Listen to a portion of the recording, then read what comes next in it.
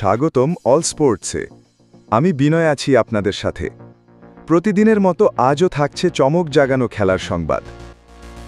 টেবিলের শীর্ষে থাকা আর্জেন্টিনা শুক্রবার বাংলাদেশ সময় ভোর 5:30 বুয়েন্স আয়ার্সে স্বাগতম জানাচ্ছে ভেনেজুয়েলাকে এক বিশ্বকাপ বাছাই পর্বের ম্যাচে।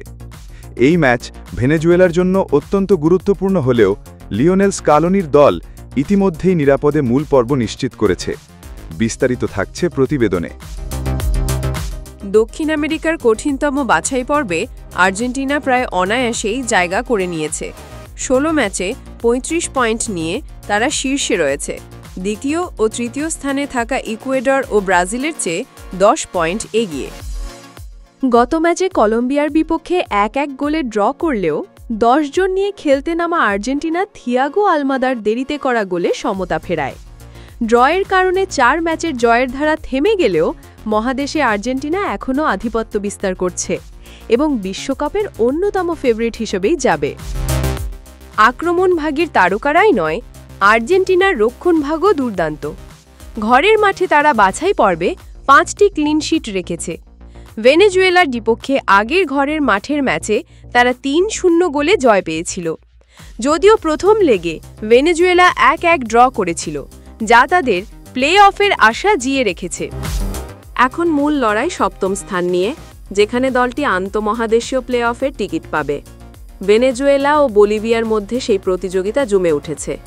জুনে বলিভিয়াকে হারানো ভেনেজুয়েলার জন্য ছিল গুরুত্বপূর্ণ, তবে উরুগুয়ের কাছে হারের পর আবার ব্যবধান 1 পয়েন্টে নেমে এসেছে।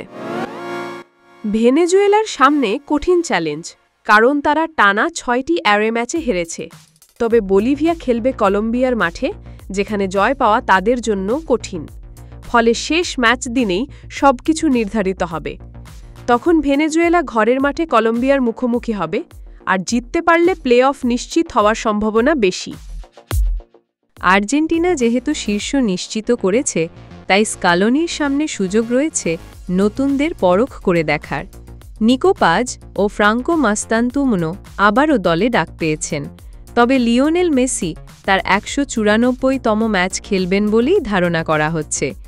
ইনজুরির কারণে লিসান্দ্রো মার্টিনেজ নেই, আর নিষেধাজ্ঞায় বাইরে এনজো ফার্নান্দেজ।